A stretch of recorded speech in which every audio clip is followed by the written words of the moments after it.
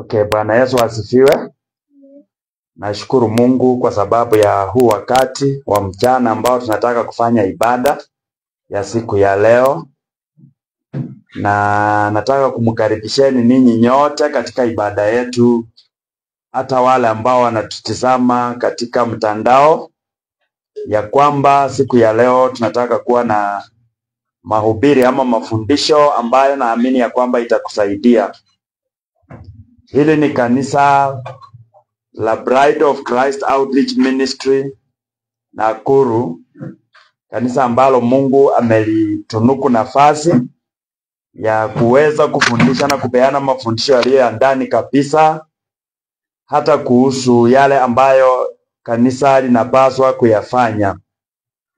Mimi ni mchungaji David Wanjala, na ningependa tuweze kuomba ili tuweze kuendelea na mahubiri ya masaa haya.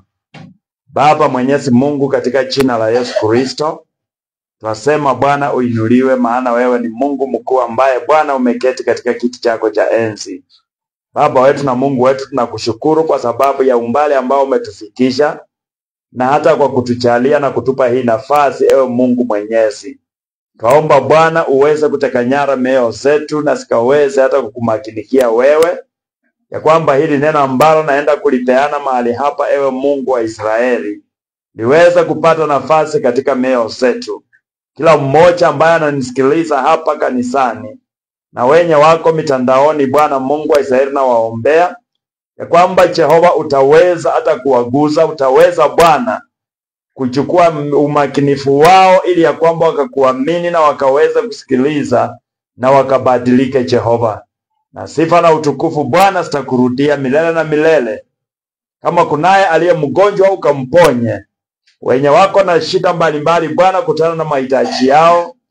Tembelea watoto wako Bwana, ukaweze kuwafariji na ukaweze kuwazuru, ili Bwana ukaweze kuwatenda mema. Katika jina la Yesu Kristo tumeomba tukiamini. Amen. Siku ya leo nataka kupeana ujumbe ambao unaitwa maandiko ya kwanza kwa Theofila. Kwa Theofila, maandiko ya kwanza kwa Theofila. Hayo ndiyo maandiko, neno ambalo nataka kulileta. Kwa Kiingereza inaitwa The Former Treatise to Theophilus. Na ninataka tunaenda kusoma vitabu viwili. Kitabu kimoja tunaenda kusoma katika kitabu cha Matendo ya Mitume, mlango wa kwanza mstari wa kwanza hadi mstari wa 4. Lakini nitaanzia kusoma katika kitabu cha Luka, mlango wa kwanza mstari wa kwanza pia mpaka wa 4. Ni mafundisho ambayo nataka tuweze kupelekana nayo, tuweze kujifundisha jambo. Niko na Biblia ya Kizungu, nitakuwa nasoma Kiingereza na nitakuwa pia nitatafsiri. Kwa hivyo naamini ya kwamba utaweza kuyashika vema.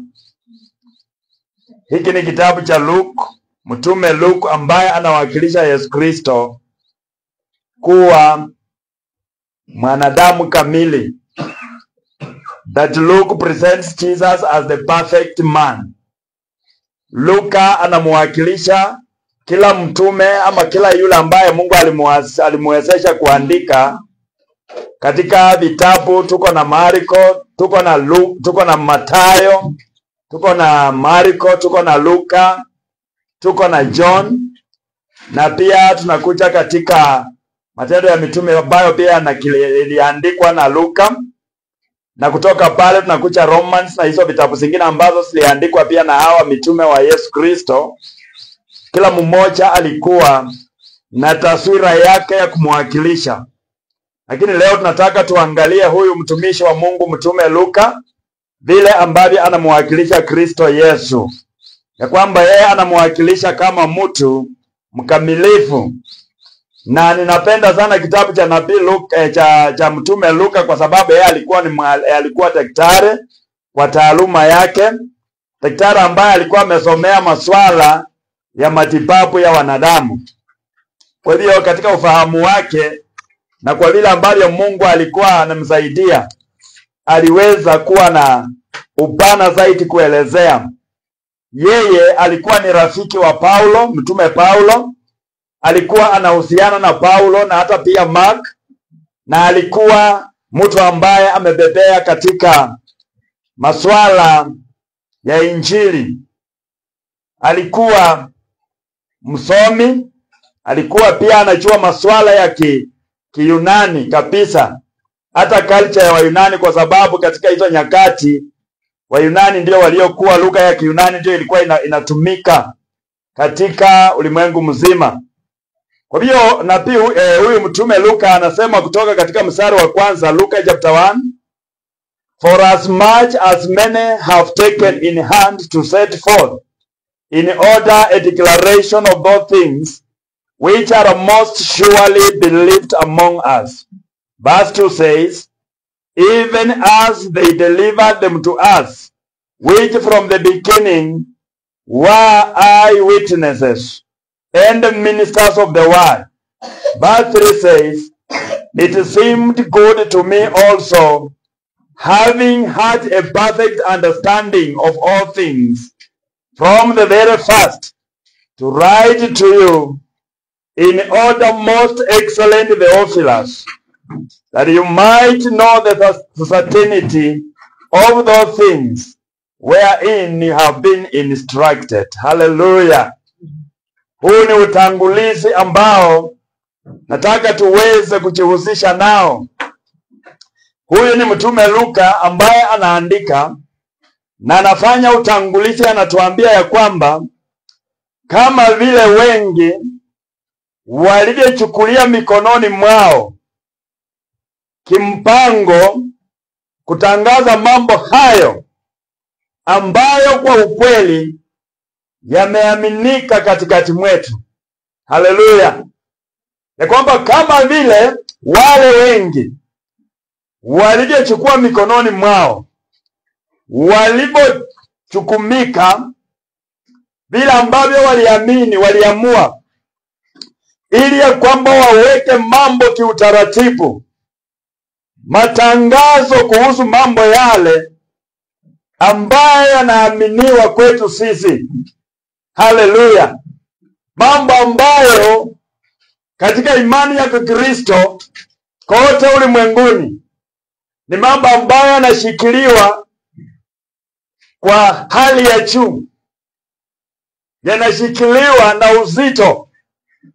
Akasema kama vile wengi, kumaanisha kama vile mtume Mathayo, kama vile mtume Marko, kama vile mtume Paul, kama vile mtume Yohana na wengine wote ambao Bwana Apollos na wengine wengi ambao Mungu aliwasaidia wakachukua jukumu kwa mikono yao wayaweke katika utaratibu matangazo haya, mambo haya ambayo sisi wa Kristo tunayaamini.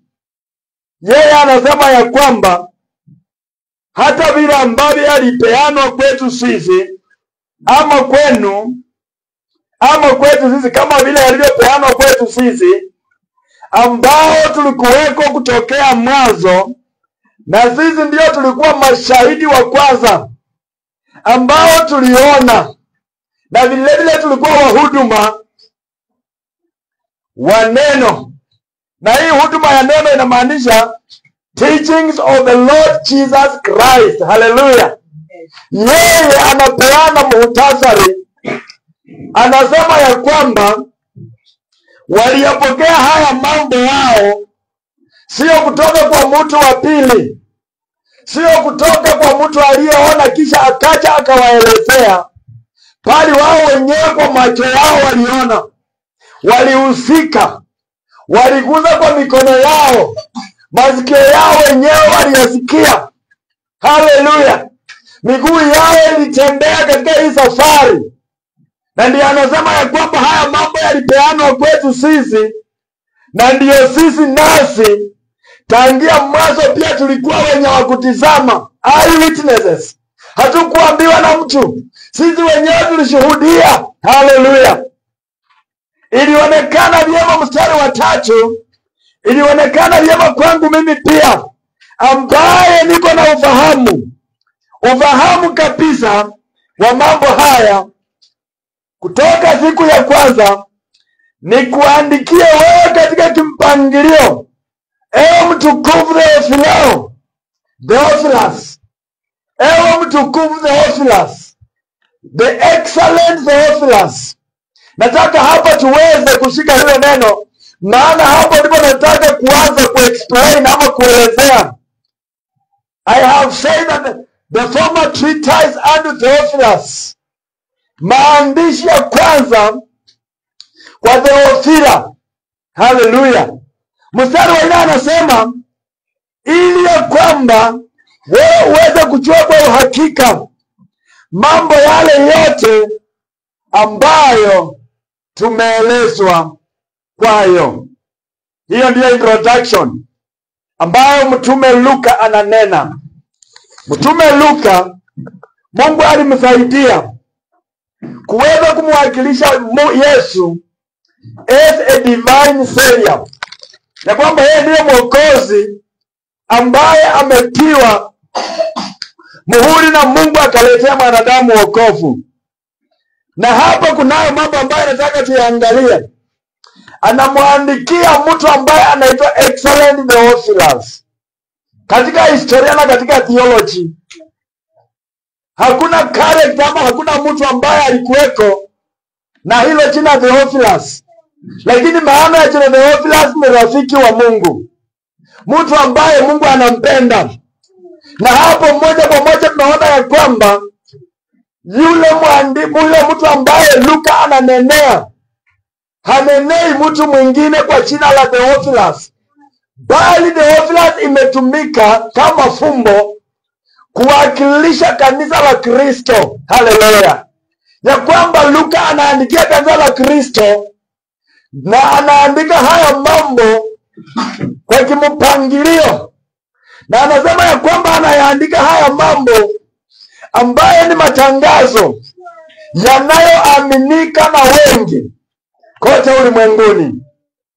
Theophilus hakukuwa watu huwa wanatoa tu, wanapendekeza, wanasema labda alikuwa Mrumi, but history haiwezi kaleta hiyo record. But the name Theophilus inamaanisha yule ambaye anapendwa na Mungu, ama yule anayempenda Mungu, na hilo ni kanisa la Kristo. Hao ni wa Kristo. Huyo ni wewe na mimi, ambaye Luka anasema ya kwamba hata yeye aliona vyema aweze kuchukua hili jukumu ili aandike kimpangilio matangazo haya ambayo wao waliyapokea wakiwa witnesses wa kuona. Hallelujah. Na ni mambo gani haya?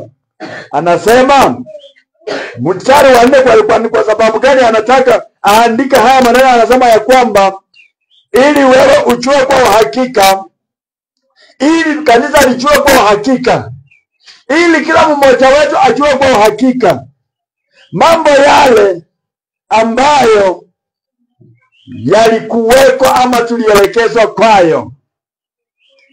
Nikichanganua kidogo haya maneno ambapo tutaenda kuona katika kitabu cha Matendo ya Mitume. Wacha tusome ndipo sasa niweze kuunganisha pale, ndio nikueleze vyema uweze kushika lile ambalo nataka kunena siku ya leo. Ujumbe wangu ni maandiko ya kwanza wa Theophila. Anasema hivi katika Matendo ya Mitume 1, tunasoma mstari wa 1 hadi mstari wa 4.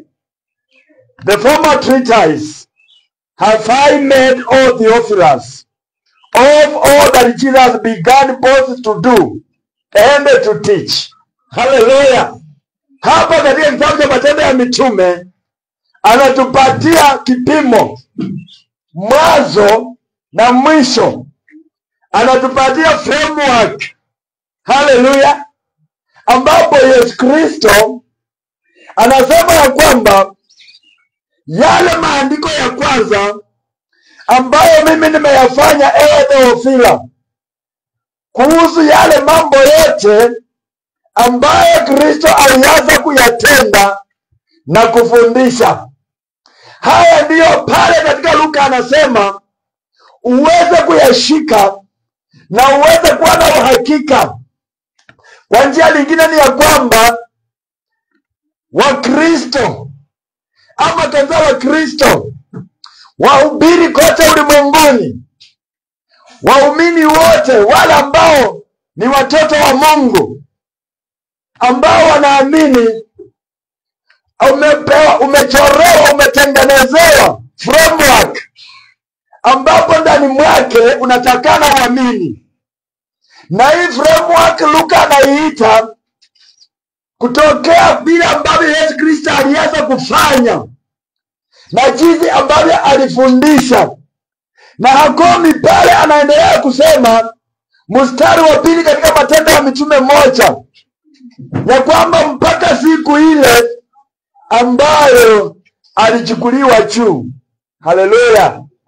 Baada ya kwamba kupitia kwa Roho Mtakatifu alikuwa amepeana maagizo kwa mitume ambao alikuwa amewateua. Bwana Yesu Kristo asifiwe kanisa. Haleluya! Huyu mtumishi wa Mungu mtume Luka anatupatia timeline ama time frame ambapo kanisa la Bwana ni lazima likajihusishe, likaweza kuhakikisha kwamba mule ndani kutokea siku ambayo Yesu alianza kutenda mpaka ile siku ambayo Yesu alichukuliwa mbinguni. Hii inamaanisha ya kwamba hiyo framework inahusu miaka yote ambayo Yesu aliishi ulimwenguni, na haswa sana siku ambayo Yesu alianza kufanya huduma yake ya hapa duniani. Safari ile ambayo Yesu alitembea, miujiza ile ambayo Yesu alifanya, tunajua ya kwamba Yesu aliwaponya vipofu, Yesu aliwaponya wagonjwa, Yesu aliwaponya visiwi, Yesu aliwaponya wale ambao walikuwa wamepooza, aliweza kuwafungua wengi waliokuwa wamefungwa. Alikuja kutangaza habari ya ufalme wa mbinguni, na akaweza kutangaza kuhusu ufalme wa mbinguni mpaka hata wakati ambapo yeye alipitia mateso, na akaweza kufufuka na akatembea katika dunia hii miaka siku 40. Aliweza kutangaza kuhusu habari ya ufalme. Kwa hiyo haya mambo ambayo Luka anayaandikia Theofilo ni ya kwamba kanisa linapaswa lielekeze macho yake kwa ile kusudi ambalo Kristo alikujia. Kila ambacho Kristo hakufanya, kanisa halistahili kufanya. Haleluya! Mkristo yeyote yule hafai kutafuta mambo yoyote ambayo hayakufanywa na huyu Kristo Yesu. Mstari wa 8 anasema ya kwamba na walipokusanyika pamoja kama vile alivyowaamrisha ya kwamba wasiondoke Yerusalemu, bali wangojee kule mpaka ile ahadi ya Baba ambayo alikuwa amewaambilia ya kwamba mmenisikiliza mimi. Alikuwa anaongea kuhusu Roho Mtakatifu kutoka siku ambayo Yesu alianza kufanya. Hiyo ndio timeline ambayo nataka tutembee katika hiyo timeline tuone. Nikikurudisha nyuma ni kuonyesha ama tuanzie mahali ni wapi ambapo Yesu alianza. Twamuona Yesu Kristo wakati Yohana Mbatizaji akibatiza. Ukienda katika kitabu cha Yohana utakuta haya maneno. Chapter 3 utaona ya kwamba Yohana alipokuwa anabatiza, chapter 1 and 2, Yohana alipokuwa anabatiza katika mto wa Yordani.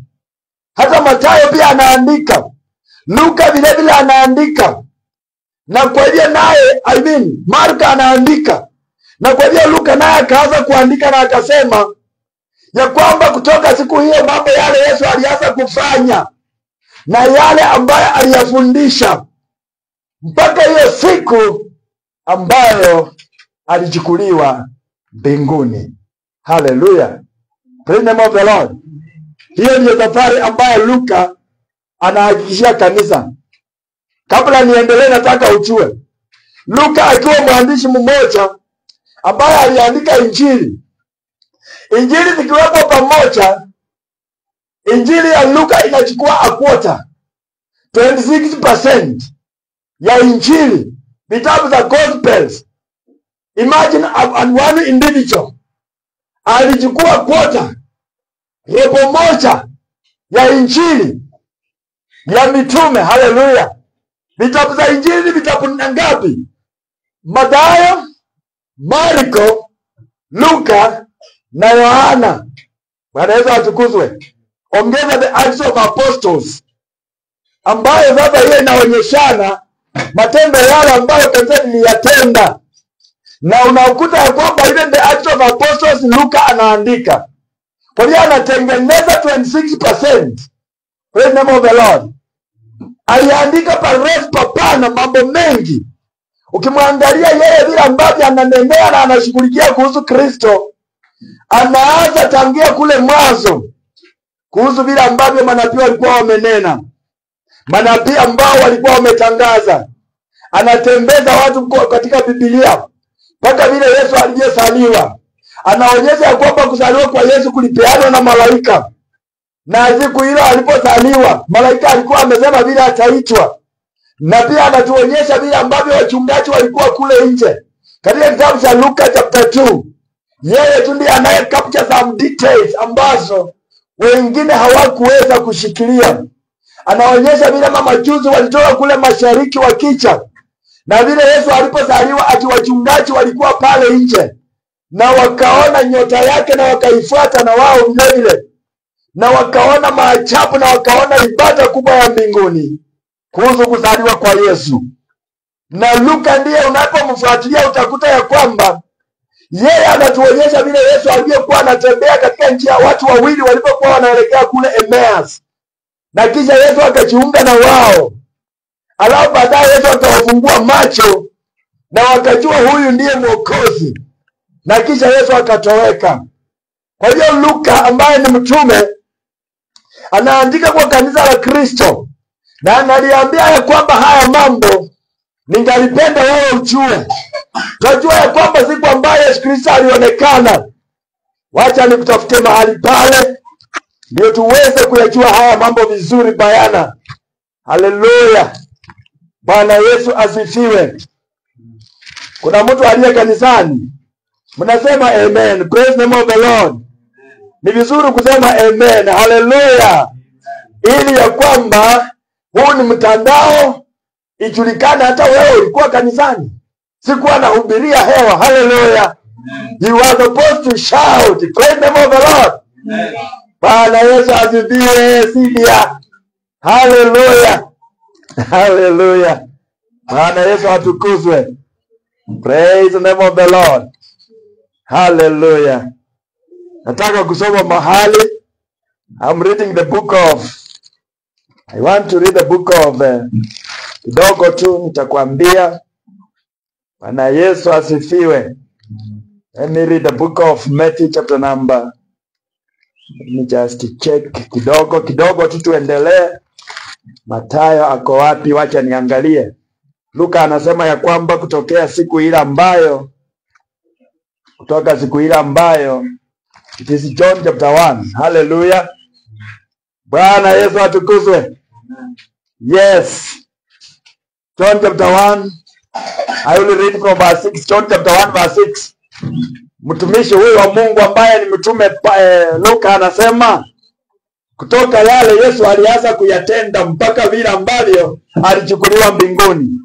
Yohana mlango wa 1 mstari wa 6 anasema hivi: kulikuweko na mtu ambaye alitumwa kutoka kwa Mungu, na huyo mtu jina lake lilikuwa Yohana. Haleluya. Na laza msingi na weka sasa jukwaa ambapo Luka ametuambia ya kwamba haya maandiko ambayo anaandikia Theophila, ambayo anaandikia kanisa, yanaanzia vile Yesu alianza kufanya mpaka siku ambayo alichukuliwa mbinguni. Ndio tuweze kujua Yesu alifanya nini, ndio tuweze kujua Yesu alifundisha nini. Kwa hiyo nimekupeleka katika kitabu cha Yohana mlango wa 1 mstari wa 7. Inasema kulikuweko na mtu mmoja aliyetumwa kutoka kwa Mungu, na huyu mtu alikuja ili awe mshuhuda wa kushuhudia kuhusu ile nuru. Haleluya! Ili ya kwamba wanadamu kupitia kwa huyu mshuhuda waweze kumwamini, waweze kuamini hiyo nuru. Na hiyo nuru sasa ni Yesu Kristo. Bwana Yesu atukuzwe. Huo ni mstari wa 7 wa kitabu cha Yohana mlango wa 1. Wapendwa, nataka tuweze kuitika nikisema Bwana asifiwe. Nimesema tuko live mtandaoni, tuweze kuendelea vizuri. Mstari wa 7 unasema na ya kwamba hii nuru ilikuwa ya kweli, na kila mtu ambaye achaye katika ulimwengu aweze kuipokea. Biblia inasema ya kwamba huyu nuru alikuwa katika ulimwengu, ambaye ni Yesu Kristo, ambaye ndiye Luka anasema ya kwamba this is the former treatise I want to write. Alikuweko ulimwenguni, hata katika wakati wa kuumba yeye alikuweko. Haleluya, praise the name of the Lord. Alikuweko tangia mwanzo, maana katika kitabu cha Mwanzo 1:1 Biblia inasema hapo mwanzo Mungu, hapo mwanzo Elohimu. Na katika Elohimu kuna utatu, kuna Mungu Baba, kuna Yesu Kristo na kuna Roho Mtakatifu pale. Yohana anakuja anasema ya kwamba in the beginning, hapo mwanzo kulikuweko na neno, na neno lilikuweko kwa Mungu, na neno hilo lilikuwa Mungu. Kwa hivyo anasema ya kwamba hii nuru ilikuwa kutoka mwanzo, mstari wa 9, hata mwanzo wa ulimwengu alikuweko, na ya kwamba yote ajaye katika ulimwengu akaweza kupokea hiyo nuru. Bwana Yesu atukuzwe. Mstari wa 10 unasema alikuweko katika ulimwengu, na ulimwengu ulitengenezeka kupitia kwake, ama yeye alitengeneza ulimwengu. Huyu ni Yesu Kristo, lakini ulimwengu haukumjua. Alikuja kwa walio wake, lakini walio wake hawakumpokea. Lakini kwa wengi ambao walimpokea, aliwapa uwezo wa kufanyika wana wa Mungu. Haleluya! Wale waliomwamini, ambao hawakuzaliwa kwa damu na kwa nyama, bali walizaliwa na uwezo wa Roho Mtakatifu. Sisi tumezaliwa na nguvu za Roho Mtakatifu. Ndiyo maana hatuwezi tukawa na baba wa kiroho aliye wa ulimwengu huu. Baba wetu wa kiroho ni Mungu peke yake. Bwana Yesu atukuzwe. Haleluya! Mungu ndiye our spiritual father, maana yeye ndiye aliyetuzaa spiritually. Tulikuwa tumekufa, tulikuwa hatuishi, tulikuwa watu ambao tumepangiwa kuingia kwenye kuteswa kuzimu milele na milele. Tukahurumiwa na Mungu, na ndio tukaletwa katika nuru. Haleluya! Biblia inasema kuna mstari ambao nataka some hapa 15, inasema ya kwamba Yohana yeye alishuhudia na akasema, yule ambaye mimi, huyu ndiye, wacha nisiruke, wacha some tu verse 11, kwamba yeye alizaliwa, yani waliozaliwa sio kwa damu na sio kwa mapenzi ya nyama, lakini walizaliwa kwa mapenzi ya Mungu. Mstari wa 14 unasema, na neno lilifanyika mwili, nao mwili ukakaa katikati mwetu, na sisi tukalitizama, ama tukauona utukufu kama wa mwana wa pekee aliyezaliwa na Baba, aliyejaa rehema, aliyejaa ukweli na neema. Haleluya! Yesu Kristo. Sasa Yohana anamtanguliza Yesu. Huyu mtumishi wa Mungu, mtume Luka, ametuambia hii ni habari ya Yesu Kristo kutoka wakati alianza kutenda na kufundisha mpaka ile siku ambaye alichukuliwa akapaa juu mbinguni. Nikasema ya kwamba nataka tuangalie, tuone alianzia wapi kutenda na kufundisha. Ni lazima tuende pale, alianzia wapi kutenda na kufundisha. Na ndio tunaona Yohana akiwa yeye ndiye mjumbe ametumwa kuja kumtanguliza Yesu, kuja kumintroduce Yesu kwa jukwaa. Ndio sasa tujue ya kwamba maneno yale yaliyoandikwa na mtume Luka ni bayana, yana uhakika na yana ukweli, yameweka kipimo ya kwamba Yesu alianza hapa kutenda na kufundisha. Bwana Yesu atukuzwe. Basi kisiri nasema, na kwa wingi wake ama kwa ukamilifu wake sisi tukapokea neema kwa neema. Hallelujah. Grace for grace. Grace for grace. Kwa wingi wa ile neema ambayo Yesu alibeba. Kumbuka imesema ya kwamba Yesu alikuja na neema na nini? Na ukweli.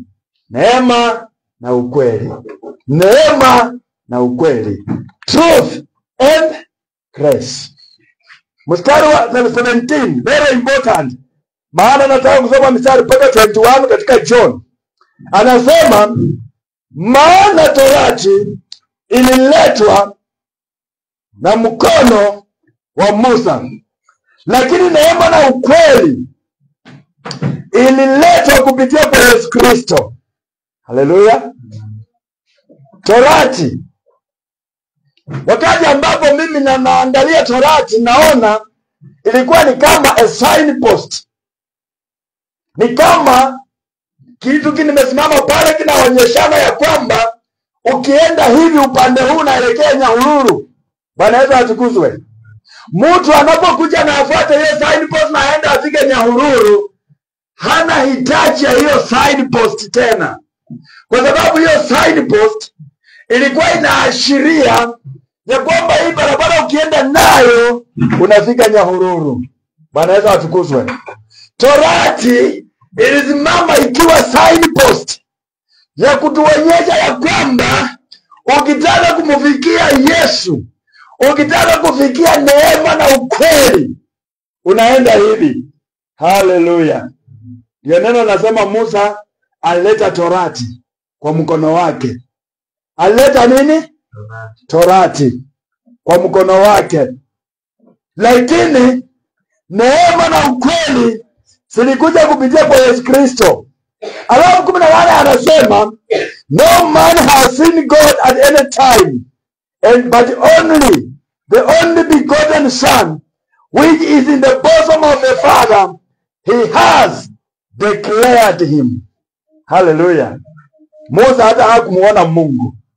Najua ya kwamba kuna picha ambapo Musa alitamani amuone Mungu, lakini Mungu alimwambia huwezi ukaniona na ukaishi. Na kwa hivyo alienda akapitisha, akamwambia enda uingie kwa pango, akakuja akapita utukufu wake tu ndio Moses aliuona. Na Biblia inasema ya kwamba Moses akaona nyuma ya nani? Ya utukufu wa Mungu, na Mungu akiwa ameenda. Kwa hivyo Moses hakuona uso wa nani? Wa Mungu. Bali Biblia inatuambia Yesu naye ambaye hako kifuani mwa Mungu, yeye ndiye amemtangaza. Yeye ndiye anamleta waziwazi. Yeye ndiye anakuja kumdhihirisha. Haleluya. Ya kwamba sheria ilikuwa ni signpost ya kutuelekeza tuende kwa Yesu. Kwa hiyo Moses na yote ambayo yaliandikwa katika Moses, katika sheria, katika Torati, ilikuwa inaashiria kuhusu Yesu Kristo. Yesu Kristo ambaye siku zote ako kifuani mwa Baba, na yeye amemtangaza. Na Luka kaandika akasema, the former treatise, the former writing, maandiko yale ya kwanza, hayo ndiyo nataka wewe uchue, ili ya kwamba kupitia kwa hayo maandishi you be established, uweze kuimarika ukiwa Mkristo, uweze kuimarika katika imani, uweze kumjua Mungu. Na sio tu kumjua Mungu. Paulo anasema nataka kumjua Yesu na nijue nguvu ile iliyomfufua kutoka kwa wafu. Huyo ni Roho Mtakatifu. Kanisa linastahili liwe katika hizo harakati, katika njia ya kumjua Yesu Kristo, na alijua kabisa mpaka alimjua Roho Mtakatifu, ambaye Yesu alipokuwa anaenda mbinguni aliahidi ya kwamba naenda kuomba kwa Baba yangu na yeye atawatumia Roho Mtakatifu. Na tunaona ya kwamba Luka anasema until he was taken to heaven. Na Yesu alikuwa amesema, na nitakapoenda nyinyi msiondoke Jerusalem mpaka mtembelewe, mpaka Roho wa Mungu akawakuchie. Akikuja kwenu, haleluya, haleluya, mtakuwa empowered, mtakuwa na nguvu, mtakuwa washindi, mtaondoka kwa mwondoko wa hali ya juu, mtaenda kwa nguvu, mtatembea kwa mamlaka, na nyinyi mtafanya, na nyinyi mtafundisha kama vile yeye alifanya na kama vile yeye alifundisha. Haleluya. Kanisa la Kristo. Alafu Biblia inasema ya kwamba na verse 19. Eti ya kwamba na hii ndio rekodi ambayo Yohana alipeana. Hallelujah. Huyu ni Yohana. Yohana, acha nikusomee somewhere. Niende mbele kidogo. Hallelujah. Praise the name of the Lord. Bwana Yesu atukuzwe. Verse 29. Nataka kudeviate nielekee nianze kunena kuhusu Yohana. I'm speaking about the Lord Jesus Christ. Verse 29. John chapter 1 verse 29 tuende pale. Si tumeanza. Luka ametupea a clear outline. Hallelujah. The outline of Christianity. Hallelujah. This is what we call Christianity. Haya ndio kwa Kristo wanapaswa wao wanafanya. Wao wanajizoesha, wao wanachua. They must concern themselves with this. 29 inasema, the next day John sees Jesus. Siku iliyofuata wakati Yohana ameanza kubatiza. Because nilikuwa nawaeleza ni lazima tujue alianza kutenda wapi. Hallelujah. Praise the name of the Lord. Hallelujah. Watu wengine wananikazania. Munga kama hivi yote mngekuwa mna shout hallelujah. Mtazoea tu kwa sababu this is online. Ukipiga hiyo kelele yako inasikika huko nje bwana. Sasa wewe ukiniangalia tu hivyo you spoil for that message. Hallelujah. Amen. Wacha tumshangilie Bwana. Hallelujah. Amen. Praise the name of the Lord. Amen. Sikiliza vile Yohana anasema. Yeye alikuwa amejitokeza katika mto wa Yordani. Ameenda kubatiza. Na tayari unabii wa kutosha ulikuwa umepeanwa kuhusu yule ambaye atakuwa nabii atakayetokea katikati ya ndugu zake. Wakati ambapo ndugu wake wa Israeli walikuwa pale wamepanga foleni wanangojea kubatizwa. Hallelujah. Biblia inasema ya kwamba Yesu naye akajiondosha katikati mwao na akatembea na akaenda mbele ya Yohana Mbatizaji ili na yeye pia aweze kubatizwa. Hallelujah. Tunataka tuone what happened. Biblia inasema ya kwamba siku iliyofuata Yohana akamwona Yesu akimujia, na mara moja akasema behold, tazama. Hallelujah. Alisimamisha what he was doing, service yake ya kuambia watu repent and be baptized. Hallelujah. Na alikuwa ametengeneza wafuasi wengi wapendwa. Watu wengi walikuwa wamemwamini. Walikuwa wamekuja na wamesema huyu ndiye askofu wetu. Maana yeye alikuwa ametengeneza kanisa la toba. Kwa sababu utakatifu ufalme wa Mungu umekaribia. Hallelujah. Mara moja Yesu akatoka katikati ya wandugu na akakucha, na Yohana akamwangalia na akanyosha mkono na akasema tazama. Hallelujah. Behold. Neno behold na kuonyeshana ya kwamba umakinifu wako unaelekezwa mahali fulani. Ya kwamba tazama mwana kondoo wa Mungu aichukuaye dhambi zetu za ulimwengu. Hallelujah. Hivyo ndivyo Yohana alifanya. Behold the Lamb of God that takes away the sins of the world. Mara moja kila mtu akaangalia. Watu wote wakageuka wakaangalia upande ule ambapo Yohana alikuwa amewaonyesha. Bwana Yesu atukuzwe. Halafu Yohana akasema mstari wa 30, huyu ni yule ambaye nilisema ya kwamba baada yangu mimi anakuja mtu. You see? Jesus a perfect man. Hallelujah. Mungu alikuja kwa mfano wa mwanadamu aliye mkamilifu, asiye na dhambi. Akuje aishi na wanadamu, atembee na wanadamu, afanye mambo ya wanadamu, afundishe kwa wanadamu ili mwanadamu apate kibali na Mungu. Yohana akasema huyu ndiye yule ambaye nilisema. Hapo nyuma mahali niliruka, kama ungelisoma mstari wa 19-20 uendelee, hapo ndipo neno nasema walimuuliza wewe ni yule? wewe ni yule. Walitumia mambo matatu, na haya mambo matatu ndio anayafundisha. La kwanza lilikuwa aide Mesaya. Yohana akasema mimi sio Mesaya, hiyo ni ofisi ya Kristo Yesu. Wakamuuliza wewe ni yule nabii? Akasema mimi sio yule nabii, kwa sababu yule nabii bado ni nani? Ni Yesu. Haleluya. Hiyo ni ujumbe ambao nishaifundisha tayari, iko mtandaoni. Nimefundisha segments about that prophet. Wakamuuliza je, wewe ni Elia? Elia ambaye sasa ninamfundisha. Haleluya. Yohana akasema hapana. Wakamuuliza na wewe ni nani? Na ndiye akasema mimi ni sauti ya mtu aliaye nyikani, kwa sababu hivi karibuni naenda kunakili hicho kitabu. Haleluya. In the book of Isaiah, in the book of prophet Isaiah 35. Bwana Yesu atukuzwe. Sauti ya mtu aliaye nyikani. Sasa Yohana anasema huyu ndiye yule ambaye nilisema nyuma yangu, yeye anafaa kuliko mimi, maana alikuwa kabla yangu.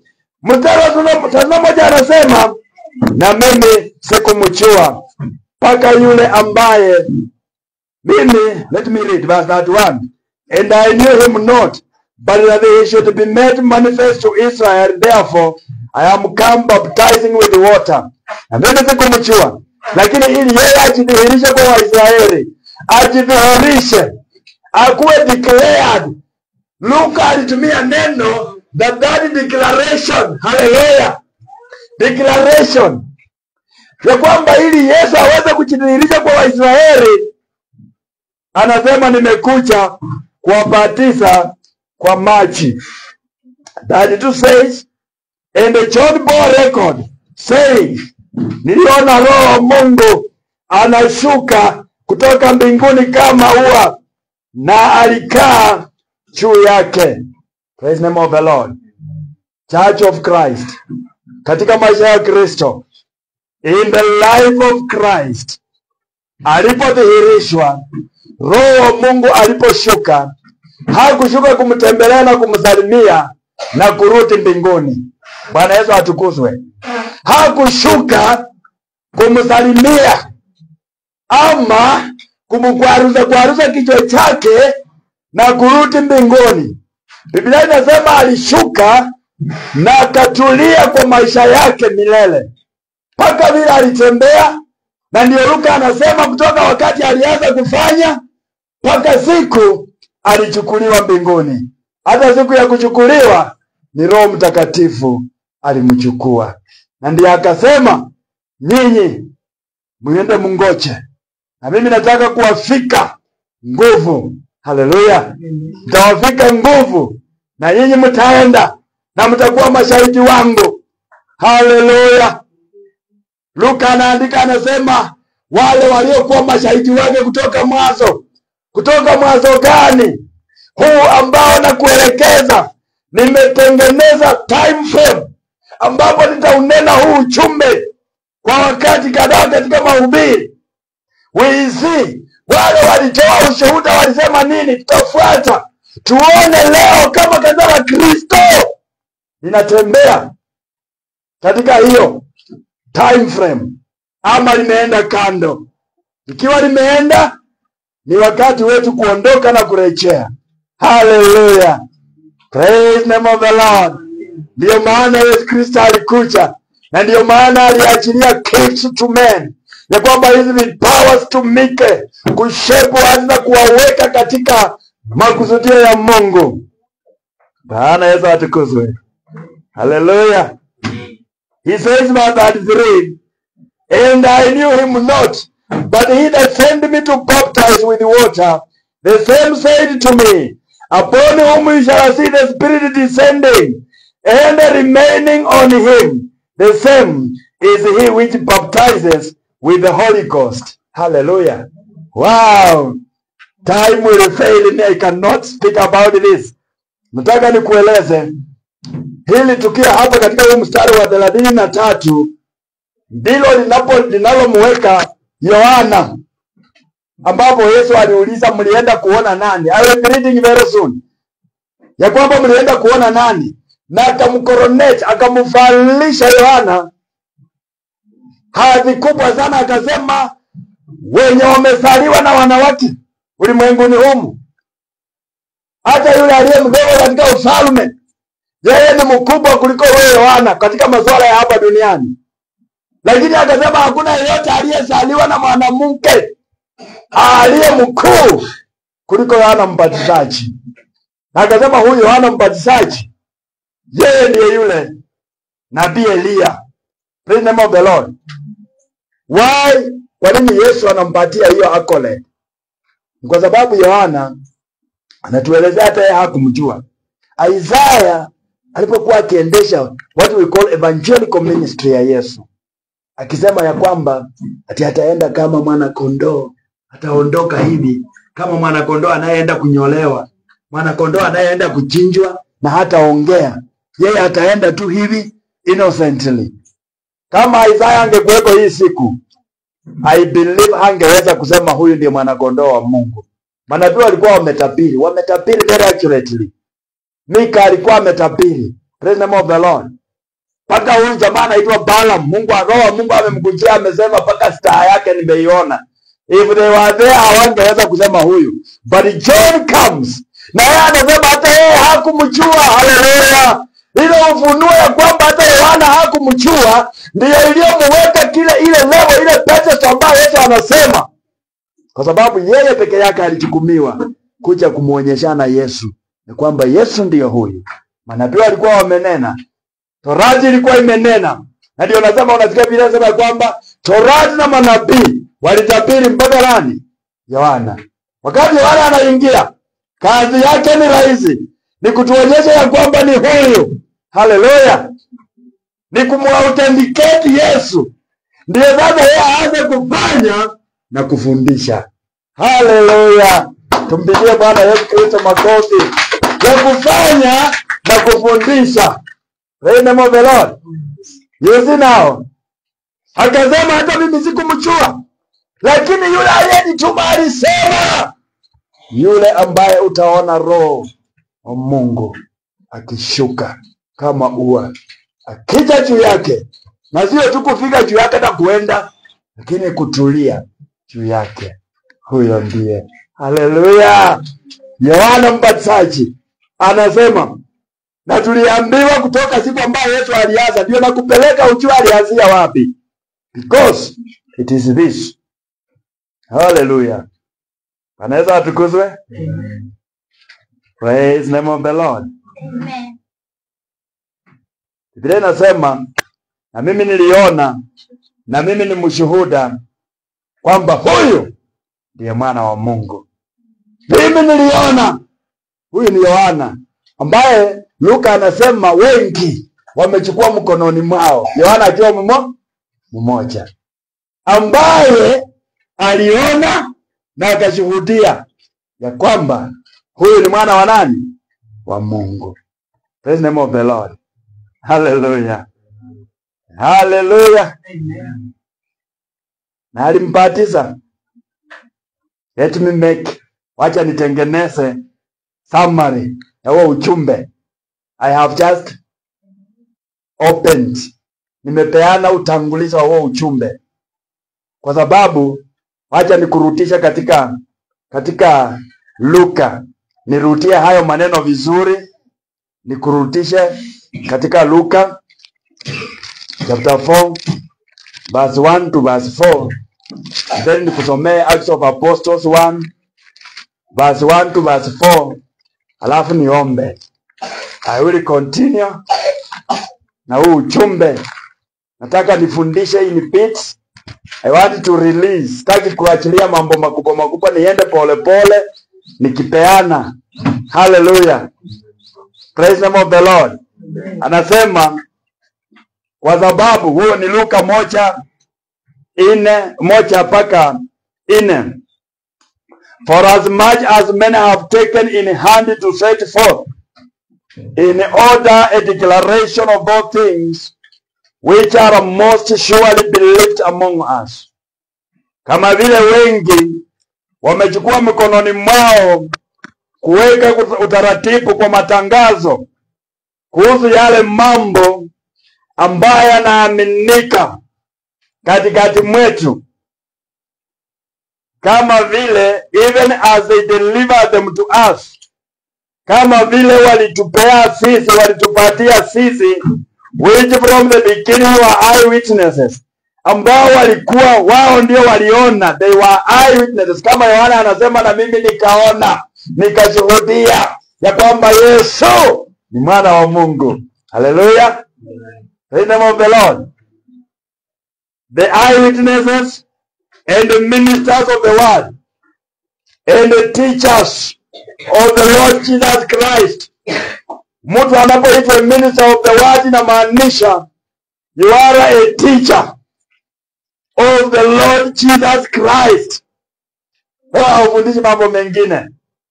A minister of the word. The word is the Lord Jesus Christ. Hallelujah. Logos. Praise the name of the Lord. The written word.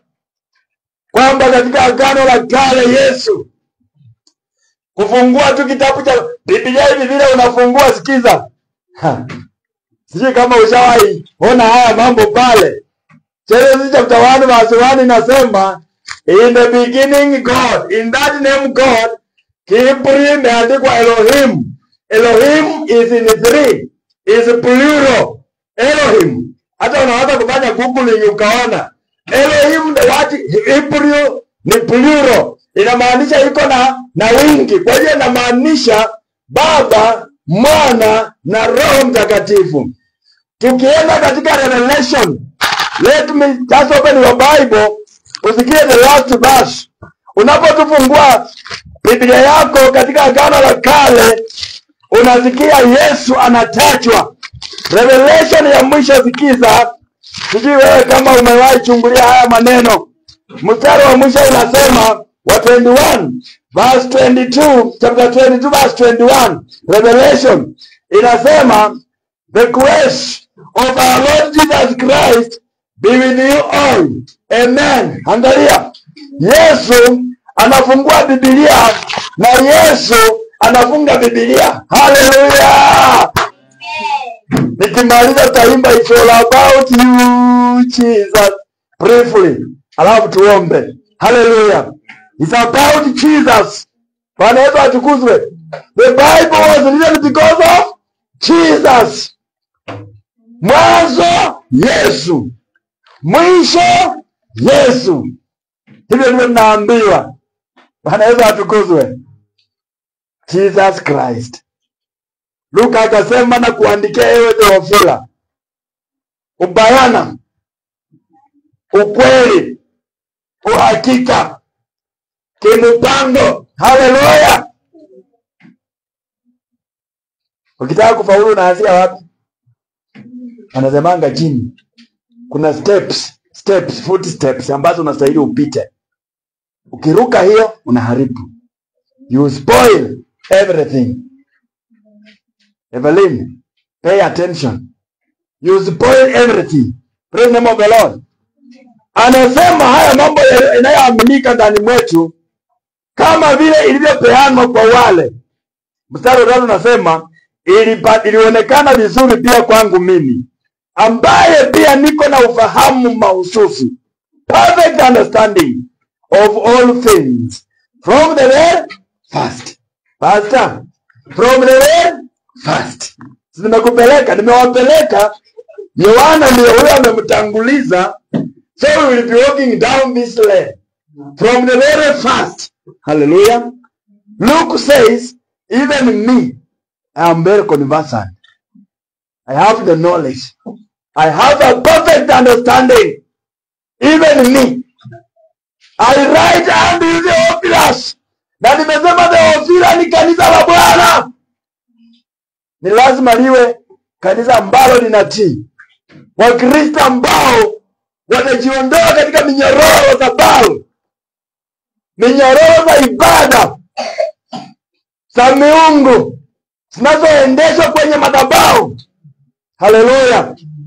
Ibada ambazo ni sarakasi na vitu zingine, warejelee njia hii ambayo Luka anasema, ewe mtukufu Theophilus, ewe mheshimiwa Theophilus, kanisa ambalo ndilo mheshimiwa ambaye amealikwa katika karamu. Haleluya. Luka anasema na kuandikia, ni kuwekelea usawia kwa haya mambo. Mimi pia nikiwa mhusika na niko na ufahamu wa halisi kutoka mwanzo, ni kuandikia wewe katika kimpango, ewe Theophilus mheshimiwa, ili wewe, the reason is because number 4, I would want you to know the certainty. Sijui Kiswahili nasema namna gani. If I could have quoted this verse, chapter verse 4, ningesikia kwa Kiswahili vile nasema. Lakini nasema ili ukaweze kujua uhakika wa yale mambo ambayo wewe umeelekezwa. I think it says so. Uweze kujua uhakika. Luka 1:4. Uweze kujua uhakika wa yale mambo ambayo wewe umeelekezwa. Hivyo ndivyo inasema. Ili upate kujua ukweli kuhusu yale uliyofundishwa. Ili upate kujua ukweli kuhusu yale uliyofundishwa. Haleluya. Kanisa la Kristo linapaswa lijue ukweli kuhusu yale linafundishwa. Kama kuhani wako anasimama kufundisha mambo yake, unamweka X. Unajua huyu hanielekezi katika uhakika wa yale mambo ambayo nilifundishwa. Haleluya. Unasikiliza sauti ya Yesu Kristo. Tuende katika, nimesema I'm just recapping as I finish Acts of Apostles. Narudia tu hayo. Mungu akitujalia Sunday tutaendelea. Sunday ijayo we will continue. He says the former treatise, the former writings, the former treatise have I made all the officers of all that Jesus began both to do and to teach. You see? He's reminding the church. Kwa nini anaandika mara mbili kwa kanisa? Lest the church forgets. Ili kanisa lisisahau. Kanisa liweze kujua bayana na kushika ukweli. Na likajua ya kwamba tumetengenezewa frame ambayo ndani mwake ni lazima tufanye, tuoperate. Na Luka anatuambia nini? Kutoka siku alipoanza kutenda na kufundisha. Mpaka lini? Until the day in which he was taken up. Mpaka siku ile ambayo wingu lilikuja likamufika, likamfunika na likamuinua na likaenda. Haleluya. Na wakati wanafunzi walibaki pale wakiangalia, wakichungulia, malaika akatokea akawaambia, nyinyi watu wa Galilaya, kwa nini mnasimama hapa mkichungulia hivyo? Vile mmemuona wewe Yesu Kristo wa Nazareti akichukuliwa, hivyo ndivyo atakavyokuja. Haleluya. He will come with a cloud of glory. Na kwa wale ambao wamejiandaa, haitakuwa hadithi ya kukuja kama mwizi. They will be ready because they will be expecting him. The same cloud ambayo ilimchukua, watakuwa wanangojea that very vehicle imlete Kristo Yesu. Haleluya. Luka anasema ni vyema uyajue haya. Praise the name of the Lord. Haleluya. Alipochukuliwa baada kupitia kwa Roho Mtakatifu, alikuwa amepeana mashauri kwa mitume ambao pia alikuwa amewateua. Mstari wa 3 unasema kwa wao pia alikuwa amejionyesha baada ya kumteswa kwake kupitia kwa njia zisizo kidogo za kudhibitisha. Alionekana kwao siku 40 akiwa ananena mambo yanayohusu ufalme wa Mungu. Yohana alikuja ananena kuhusu ufalme wa nani? Wa Mungu. Yesu anapotokezea anachukulia pala, ananena kuhusu ufalme wa nani? Wa Mungu. Anaanza kutenda na anaanza kufundisha, na anaumia, anateswa, anakufa na anafufuka, na hiyo siku ya kupanda juu mbinguni anaendelea kuongea masuala yanayohusu ufalme wa nani? Na kwa nini watu wanaongea falme zingine? Hallelujah. We need to focus on the kingdom of God. The kingdom of God ambayo haiji kwa kutizama, by observation. Lakini hii ufalme wa Mungu unakuja kwa mtu kujidhihirisha kwa mapenzi ya Mungu na kuishi maisha yanayostahili na yanayofaa. Hallelujah. I beg to stop there, my listeners, my viewers. Watoto wapendwa wa Mungu, nataka kufika pale leo niweze kukomea pale. Hallelujah. Tusimame, we are all going to sing. It's all about you, Jesus. It's all about you. Tusimame sote tunaimba huo wimbo. We join up in that song. Acha ikue to on. We sing. Before now I make a prayer. Lead us, Pastor. It's all about you, Jesus. It's all about you. Oh, it's all about you, Jesus. It's all about you. It's all about you. It's all about you, Jesus. It's all about you. It's all about you, Jesus. It's all about you. It's all about you, Jesus. It's all about you, Lord. It's all about you, Jesus. It's all about you. Kwa ajili yako Yesu, kwa ajili yako, kwa ajili yako Yesu, kwa ajili yako, kwa ajili yako Yesu, kwa ajili yako Yesu, kwa ajili yako Yesu, kwa ajili yako. We are praying in the mighty name of the Lord Jesus. Everlasting Father, Lord, we give you praise, we give you worship, we give you honor, we give you all the adoration.